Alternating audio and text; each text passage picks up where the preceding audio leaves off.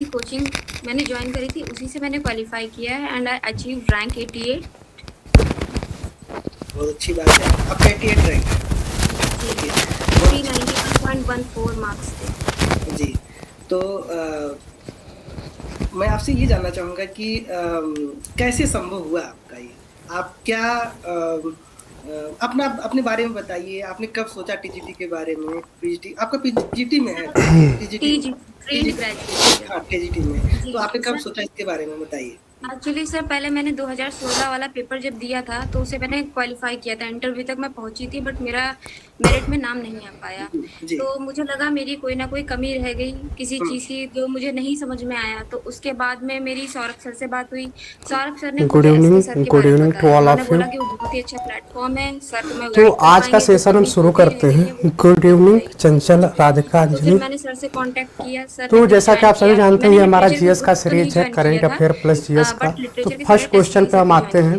जी। और लैंग्वेज के ग्रुप में ज्वाइन और हुई थी रैनन मार्टिन के लिए, क्योंकि मेरी रैनन और ये मार्टिन पहला बहुत पसंद क्वेश्चन थी आपकी बहुत दिन से, स्क्रीन पे बट मुझे है। पढ़ना नहीं आ रहा था, किस तरह से पढ़े इसका क्योंकि आंसर आप सभी लोग लैंग्वेज दो। बहुत डिफिकल्ट भगत होता है। सिंह तो सुखदेव फिर उसको सर एंड ने प्रॉपर तरीके से, राजगुरु क्योंकि वाज सर ने सेंटेंस टू डेथ महीना इन। लिया स्टार्टिंग में कि सर ने पहला चलेगी कंप्लीट हो सेंटेंस है जाएगी, बट इससे पहले डेट आ भगत गई, लेकिन सर सिंह ने बहुत ही सुखदेव अच्छी और तरीके से उसे राजगुरु को कंप्लीट भी कर फांसी की दिया, सजा जिसकी सुनाई गई वजह से थी। मुझे ग्रामर का मेरा पोर्शन थोड़ा काफी हद तक क्लियर रहा।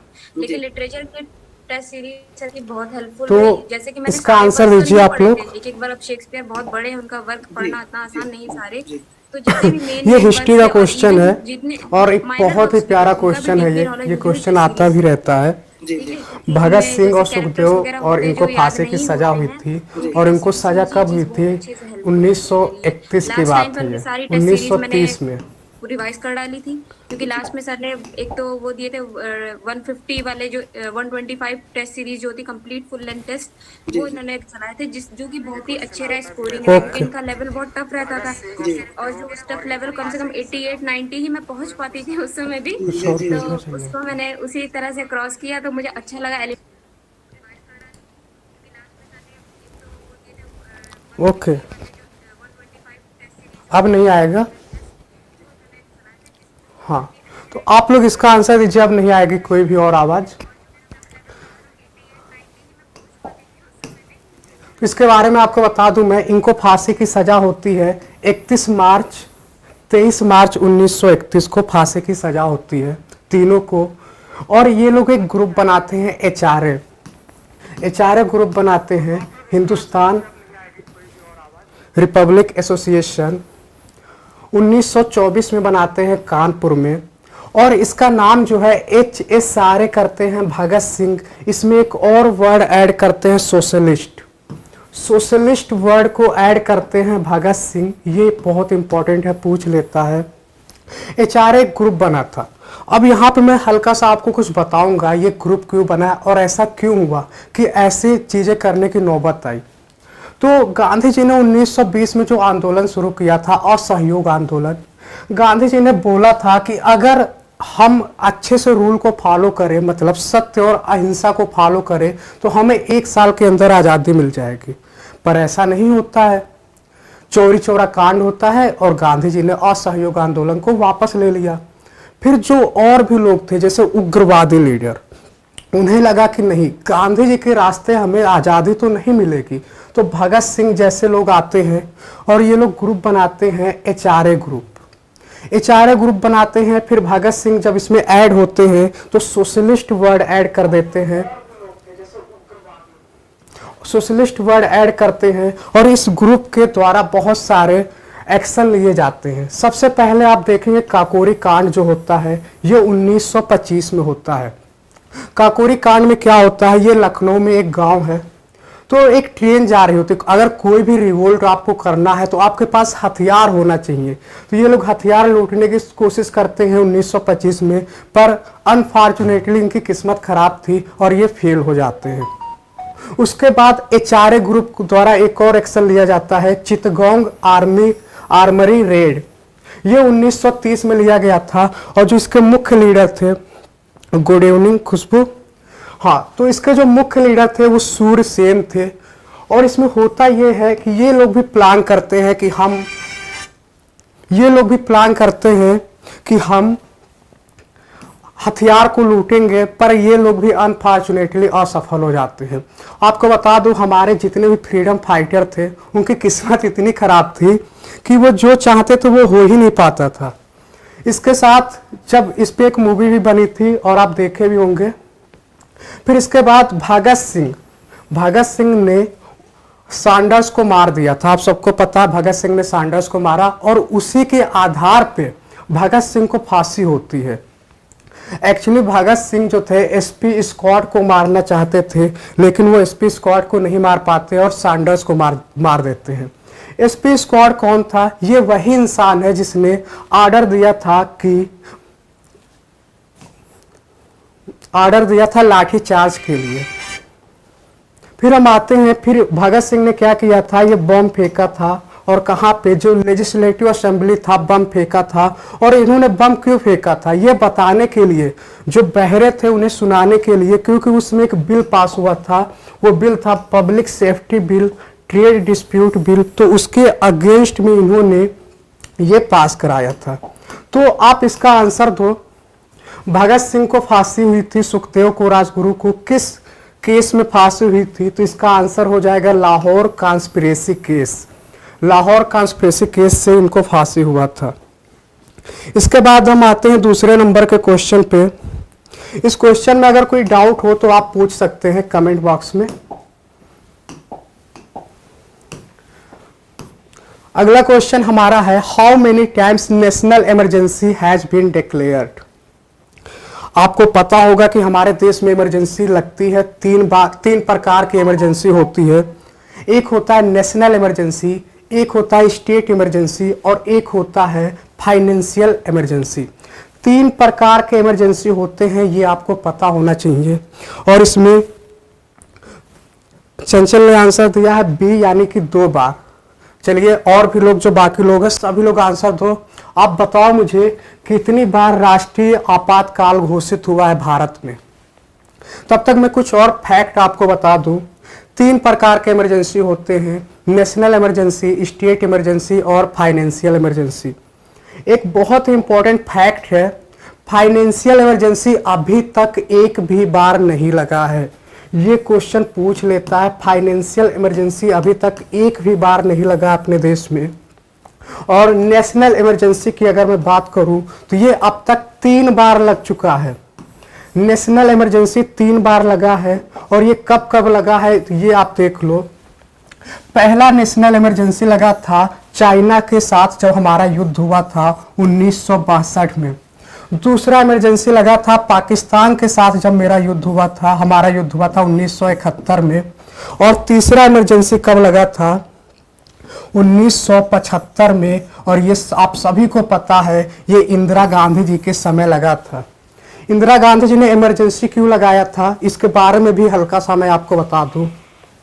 तो पहला इमरजेंसी तो 1962 आप याद कर लो, चाइना के साथ। दूसरा ये 1971, आप सभी को पता है, बांग्लादेश बना था 1971 में। इससे पहले क्या होता था, पाकिस्तान 2 तरीके से था। जब भारत देश आजाद हुआ तो आप ये मैप देखो, इसे कहते थे वो लोग ईस्ट पाकिस्तान, और इसे बोलते थे वेस्ट पाकिस्तान। उसमें हल्का सा एक स्टोरी बताऊंगा, आप इसको समझने की कोशिश करना। उस समय ये रूल था कि जो भी प्राइम मिनिस्टर बनेगा पाकिस्तान का, वो यहाँ का होना चाहिए, मतलब कि वेस्ट पाकिस्तान का होना चाहिए। पर 1970 में क्या होता है, इलेक्शन होता है और जो पीएम बनते हैं और वो बनते हैं ईस्ट पाकिस्तान से। तो इस वजह से ये सब विवाद होता है और उसके बाद फाइनली बांग्लादेश बनता है। इसके साथ में और एक चीज बता दूं आपको, तो इसका आंसर आप देख लो, नेशनल इमरजेंसी अब तक कितनी बार लगा है, वो 3 बार लगा है। एक छोटा सा डिफरेंस और समझो, इन तीनों इमरजेंसी में जो शुरू के 2 इमरजेंसी लगे थे, पाकिस्तान के साथ युद्ध हुआ, चाइना के साथ युद्ध हुआ, वो वार के बेस पे लगा था। लेकिन इंदिरा गांधी जी ने जो इमरजेंसी लगाया था वो इंटरनल डिस्टर्बेंस के आधार पे लगाया था। इसके साथ एक चीज और बता दूं, ये जो इमरजेंसी थी 21 महीने तक लगी थी। 21 महीने तक ये इमरजेंसी लगी थी इंदिरा गांधी के समय। और ये इमरजेंसी लगाने की नौबत क्यों आई? इमरजेंसी लगाने की नौबत क्यों आई ये भी मैं आपको बता दूं। उसमें क्या हुआ था, इलेक्शन हुआ था, और जब इलेक्शन हुआ तो इंदिरा गांधी जी जीत जाती हैं। उनके अपोजिट में थे नरेन थे और वो हार जाते हैं, और वो इंदिरा गांधी पे ये इल्जाम लगाते हैं कि ये अपने पावर का मिस यूज करके इलेक्शन जीतती हैं। और ये केस हाई कोर्ट में जाता है, इलाहाबाद हाई कोर्ट में, और वहां से इलाहाबाद हाई कोर्ट ये बोलता है, उनको रद्द कर देता है इंदिरा गांधी जी का जो भी कॉन्स्टिट्यूएंसी था वहां से। फिर इंदिरा गांधी का जो ये केस था वो सुप्रीम कोर्ट जाता है, और इस तरीके से इंदिरा गांधी जी ने अपने पावर का यूज किया और पूरे देश में नेशनल इमरजेंसी लगा दिया। गुड इवनिंग नितेश, आप लोग लेक्चर को देखते रहे, और भी कोई डाउट हो तो आप पूछते रहो। तो इस तरीके से हमने देखा इमरजेंसी के बारे में।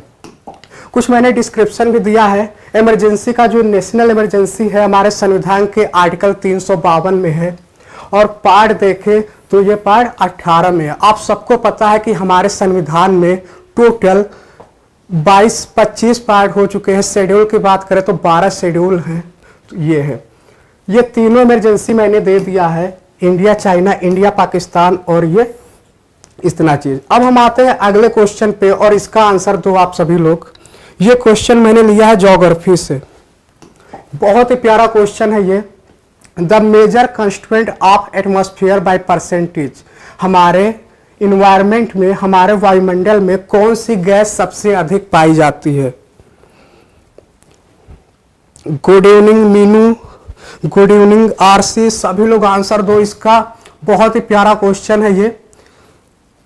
चलो मैं आपको बताता हूं इसके बारे में। आप सभी को पता है इन्वायरमेंट के बारे में, पृथ्वी हमारी कैसे बनी, उस आधार पर मैं हल्का सा एक छोटा सा आपको स्टोरी बताऊंगा इस ज्योग्राफी के बारे में। जब पृथ्वी बन रही थी तो उस समय क्या था, भारी गैस थी, हल्की गैस थी। तो भारी गैस जो थी वो सेंटर में आती गई, और जो हल्की गैस थी वो ऊपर आती गई। तो इस तरीके से अगर आप अर्थ को देखेंगे तो अर्थ में सबसे ऊपर जो होता है वो क्रस्ट होता है, बीच में जो होता है वो मेंटल होता है, और सबसे नीचे जो होता है सेंटर में वो कोर होता है। जी गंगा वर्मा, राधिका, आपका बिल्कुल सही आंसर है। हमारे जो एटमॉस्फेयर है उसमें नाइट्रोजन है। आप कमेंट बॉक्स में ये भी बताएं कितने परसेंट नाइट्रोजन है, हमारे एटमॉस्फेयर में कितने परसेंट नाइट्रोजन है ये भी आप बताएं। तो सबसे नीचे जो होता है कोर होता है, और जो हल्की गैसें थी वो पृथ्वी के ऊपर आ गई। बहुत सही आंसर आप लोग दे रहे हैं। आप कमेंट बॉक्स में ये भी बताएं कितने परसेंट होता है नाइट्रोजन। तो इस तरीके से हमने ये देखा। फिर हम देखेंगे ये हमारा अर्थ है, अर्थ के सबसे ऊपर जो लेयर होता है इस तरीके से एटमॉस्फेयर का लेयर होता है, और सबसे पहला जो लेयर होता है इसे कहते हैं क्षोभ मंडल। इसे क्या बोलते हैं, क्षोभ मंडल, मतलब कि ट्रोपोस्फेयर बोलते हैं। ट्रोपोस्फेयर के बाद जो होता है स्ट्रेटोस्फेयर होता है, यानी कि समताप मंडल होता है, और समताप मंडल में ओजोन लेयर पाया जाता है, इसे इंग्लिश में स्ट्रेटोस्फेयर कहते हैं। फिर मीजोस्फेयर होता है, फिर थर्मोस्फेयर होता है, और सबसे लास्ट में जो होता है एक्सोस्फेयर होता है। तो हमारे इन्वायरमेंट में बिल्कुल सही आंसर मनीष, खुशबू, बिल्कुल 78% जो होता है नाइट्रोजन पाया जाता है। अगर मैं आपसे पूछूं एटमॉस्फेयर में ऑक्सीजन कितने परसेंट पाया जाता है, तो आप कमेंट बॉक्स में बताएं ऑक्सीजन कितने परसेंट पाया जाता है, और हम आगे के क्वेश्चन पे चलते हैं। तो ये आप पिक्चर देख लो, 78% नाइट्रोजन, 21% ऑक्सीजन पाया जाता है हमारे इन्वायरमेंट में।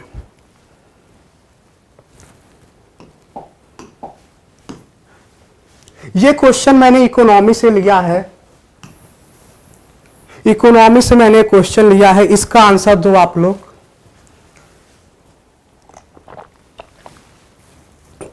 As per census 2011 which of the following is the least populated state in India.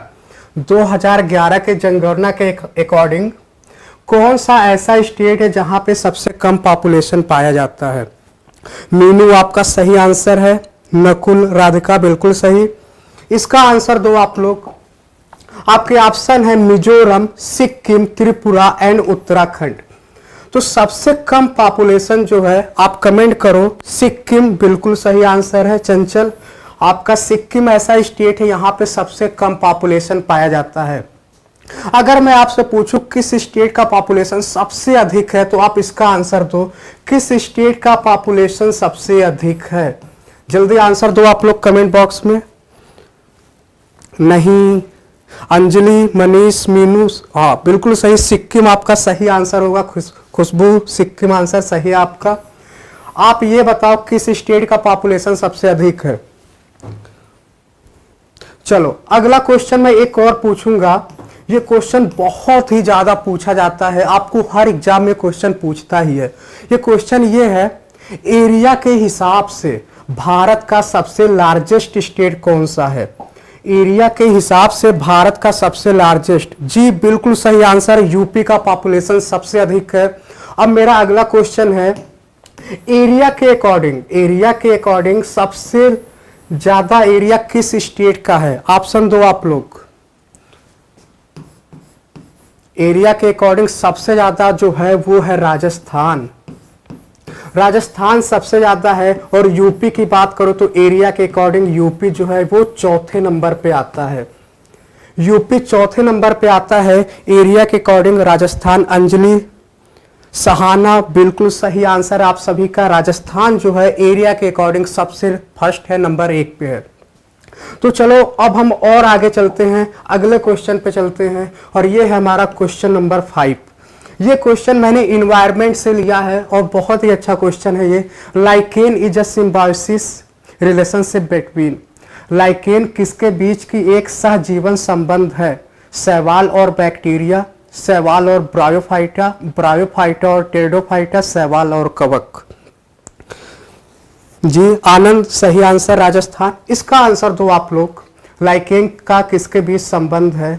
Mutual संबंध है। Algae bacteria, algae bryophyta, bryophyta and pteridophyta, algae and fungi. तो इसके बारे में मैं आपको बता दूं, सिम्बायोसिस रिलेशनशिप होता क्या है ये पहले आपको जानना बहुत जरूरी है।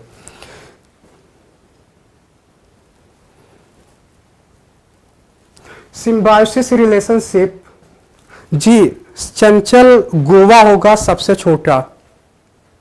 एल्गी एंड फंगी, बहुत सही आंसर। रीता जी आपका बिल्कुल सही आंसर है। मैं आपको बता दूं सिम्बायोसिस रिलेशनशिप होता क्या है। सिम्बायोसिस वो रिलेशन होता है जहां पर दो चीजें हो, कोई भी दो एनिमल हो, उनके बीच का संबंध हो और दोनों को फायदा होता हो। समझे आप। तो वो होता है सिम्बायोसिस रिलेशनशिप, मतलब किसी को भी एक दूसरे से नुकसान ना होता हो। तो ये है सिम्बायोसिस रिलेशनशिप। और इसमें होता क्या है ये आपको मैं हल्का सा जरूर बताऊंगा। एल्गी और फंगी के बीच में ही क्यों सिम्बायोसिस रिलेशनशिप है। एल्गी में जो होता है क्लोरोप्लास्ट पाया जाता है। एल्गी में क्लोरोप्लास्ट पाया जाता है और फंगी में क्लोरोप्लास्ट नहीं पाया जाता है। अब क्या करता है, एल्गी जो है खाना बनाता है, क्लोरोप्लास्ट के थ्रू खाना बनाता है और ये क्या करता है, फंगी को खाना दे देता है। इसके बदले में फंगी क्या करता है, ये एल्गी को रहने के लिए जगह देता है। तो इस तरीके से दोनों एक दूसरे की हेल्प करते हैं और इस रिलेशनशिप को सिम्बायोसिस रिलेशनशिप कहते हैं। फिर हम आते हैं अगले क्वेश्चन पे और ये क्वेश्चन अब यहां से हमारा करंट अफेयर शुरू हो रहा है। आनंद आपका सही आंसर है, बिल्कुल सही आंसर है। इसका आंसर तो आप, वर्तमान में इसरो के अध्यक्ष कौन हैं। अभी प्रेजेंट में इसरो के अध्यक्ष कौन है, जल्दी आप लोग आंसर दो। आप लोग आंसर देते रहो तब तक मैं आपको इसरो के बारे में कुछ बता दूं। सबसे पहले तो इसरो का फुल फॉर्म क्या होता है, इंडियन स्पेस रिसर्च ऑर्गेनाइजेशन, पहली बात। दूसरी बात, इसरो बना कब था, तो इसरो बना था 1969 में इसरो बना था। 1969 में इसरो बना था और इसरो डायरेक्ट नहीं बना था। इससे पहले 1962 में एक ऑर्गेनाइजेशन बना था, उसी का नाम चेंज होकर इसरो हो गया था। अब एक क्वेश्चन और पूछ लेता, इसे बनाया किसने था, तो इसे बनाया था विक्रम साराभाई ने। इसीलिए इनको फादर ऑफ इसरो कहते हैं या इंडियन स्पेस रिसर्च का फादर कहते हैं विक्रम साराभाई को। जी रीता आपका बिल्कुल सही आंसर है। मीनू, राधिका सही आंसर। श्री एस सोमनाथ जो है इस समय चेयरमैन है इसरो के। अनीता पांडे 1969, बहुत सही आंसर है आपका। तो ये हमने देखा इतना कुछ इसरो के बारे में। और जो वो ऑर्गेनाइजेशन था, सबसे पहले तो था इन कोस्पर, इन,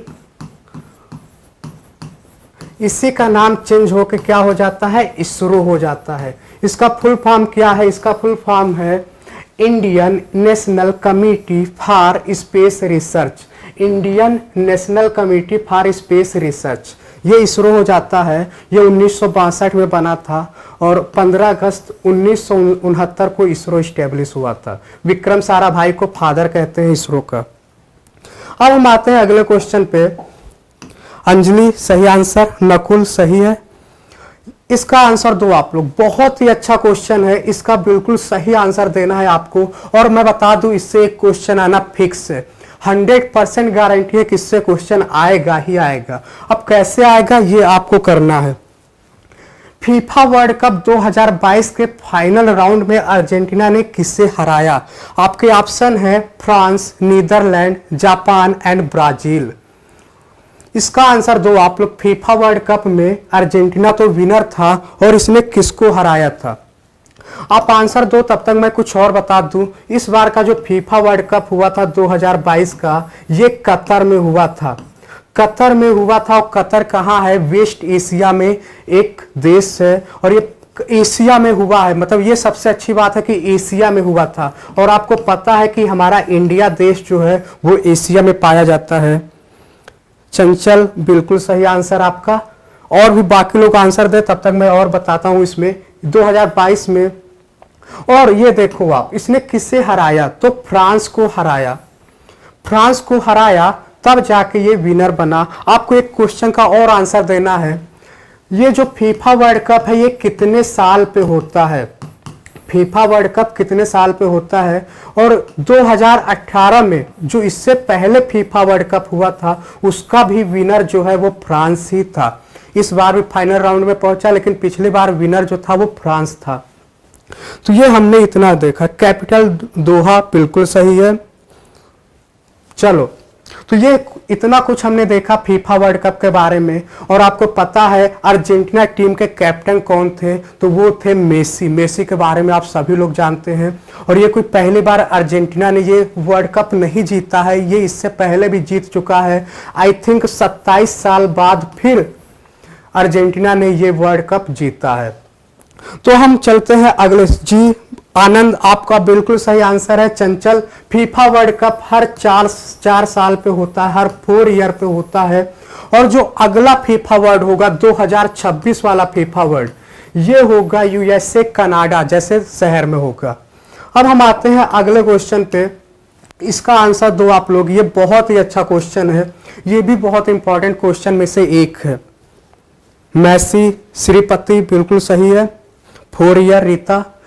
central Vista project is related to, एक प्रोजेक्ट है सेंट्रल विस्टा प्रोजेक्ट। ये इसका संबंध किससे है? Supreme court new house, north to south highway development, parliament new house, none of the above. Ji 27 2026 Canada. Shripati सही आंसर, बहुत अच्छा आप लोग आंसर दे रहे हैं। इसका आंसर दे दो आप लोग सेंट्रल विस्टा प्रोजेक्ट के बारे में। मैं आपको बता दूं ये एक प्रोजेक्ट है जो दिल्ली में बनाया जा रहा है। मैंने आपको हिंट भी दे दिया, दिल्ली में बनाया जा रहा है ये प्रोजेक्ट। हमारे देश के माननीय प्रधानमंत्री जी ने इसे अनाउंस किया है। चलो मैं ही आंसर दे रहा हूं इसके बारे में। सी। अनीता नहीं। सहाना, आपने बिल्कुल सही आंसर दिया है। कोई बात नहीं, ये पार्लियामेंट का न्यू हाउस बनाया जा रहा है, उस पे ये दिया जा रहा है। ये देखो, ये आप पिक्चर देखो, इस तरीके से हमारे देश का पार्लियामेंट, नया पार्लियामेंट बनाया जा रहा है। संसद, बहुत सही आंसर आप लोग दे रहे हो। इसके बारे में मैं आपको हल्का सा बता दूं, ये फाउंडेशन स्टोन रखा गया पीएम मोदी जी के द्वारा 2020 में और इसका टारगेट है 2022 तक कंप्लीट करना है ये सेंट्रल विस्टा प्रोजेक्ट। आप पिक्चर देख रहे होगे, ये पार्लियामेंट न्यू हाउस है। और कौन सी कंपनी को ये जिम्मेदारी दिया गया, तो टाटा प्रोजेक्ट लिमिटेड कंपनी है। और डिजाइन कौन का तैयार कर रहा है, तो HCP डिजाइन इसको कर रहा है। इसको बनाने में कितने रुपए लगेंगे, तो 971 करोड़ रुपए लग रहे हैं इसको बनाने में। तो ये कुछ इंपॉर्टेंट फैक्ट था इसके बारे में, सेंट्रल विस्टा प्रोजेक्ट। तो ये आप ऐसे याद कर सकते हैं। अगला क्वेश्चन है, ये भी हमारा क्वेश्चन करंट अफेयर का है। आप लोग इसका आंसर दो। इन which state the triple test survey will be conducted for the first time. आपके ऑप्शन है बिहार, केरल, उत्तर प्रदेश एंड महाराष्ट्र। नितेश आंसर दीजिए और आप लोग बताइए क्वेश्चन का लेवल कैसा है, कैसा लग रहा है आपको। इसका आंसर दो आप लोग, किस स्टेट में पहली बार ट्रिपल टेस्ट सर्वे हो रहा है। ये क्वेश्चन ये फर्स्ट टाइम है तो ये इंपॉर्टेंट भी हो जा रहा है। मैं आपको आंसर दे दूं, ट्रिपल टेस्ट सर्वे होता क्या है। ये OBC रिजर्वेशन से रिलेटेड है। अभी आपको पता है उत्तर प्रदेश में, जी उत्तर प्रदेश इसका आंसर होगा। क्यों उत्तर प्रदेश होगा, अभी उत्तर प्रदेश में म्यूनिसिपैलिटी का इलेक्शन हो रहा था और इलेक्शन हो रहा था तो यहाँ कुछ प्रॉब्लम्स आई, तो सुप्रीम कोर्ट, हाई कोर्ट से ये आर्डर गया कि यहाँ पे ये टेस्ट हो तब जाके इलेक्शन होना चाहिए। तो इस टेस्ट में होता क्या है, सबसे पहले तो एक कमेटी बनाई जाती है, फिर कमेटी जांच करता है पॉपुलेशन के हिसाब से, SC ST OBC। तो ये है ट्रिपल टेस्ट सर्वे। तो ये यूपी में हो रहा है। जी ये क्वेश्चन एकदम नया था आपके लिए और ये इंपॉर्टेंट भी है। तो ट्रिपल टेस्ट सर्वे, ये मैंने कुछ फैक्ट आपको दिया है। ये उत्तर प्रदेश में हो रहा है। OBC रिजर्वेशन को लेके अर्बन लोकल बॉडी का जो इलेक्शन होता है उस पे है ये। ठीक, नकुल सही आंसर है। अब हम आते हैं अगले क्वेश्चन पे और ये आज का आखिरी क्वेश्चन है, आज का आखिरी सवाल है। इसका आंसर आप लोग दो। अनीता, राधिका सही आंसर है आपका। Where will India's first double decker expressway be located? Bharat का पहला डबल डेकर एक्सप्रेसवे कहाँ होगा? आपके ऑप्शन है श्रीपति, बहुत अच्छा, आप बहुत अच्छा आंसर दे रहे हैं। मुंबई, नोएडा, गुजरात, दिल्ली। बताइए आप लोग, इसका आज का आखिरी क्वेश्चन है, इसका आंसर दो आप लोग।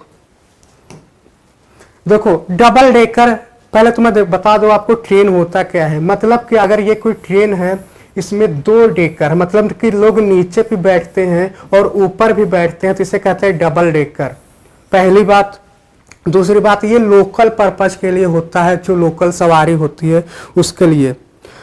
मनीष आपने सही आंसर दिया है। इसका सही आंसर होगा नोएडा, यानी कि उत्तर प्रदेश का जो नोएडा है, सिटी है, वहां पर ये पहला डबल डेकर एक्सप्रेसवे बनाया जाएगा। तो ये आज के सारे क्वेश्चंस हो गए। ये आप देख सकते हो डबल डेकर ट्रेन, ये ऐसे है, एक नीचे भी है, एक ऊपर भी है। तो इस तरीके से ये लोकल पर्पज के लिए होता है। तो आज के ये हमारे सारे 10 क्वेश्चन कंप्लीट हो गए। आज का लेक्चर आपको कैसा लगा, और आप सभी से रिक्वेस्ट है कि जब वीडियो अपलोड हो जाए तो उसके बाद वीडियो पे जाके कमेंट करें। ओके, तो थैंक यू सो मच। कल मिलते हैं।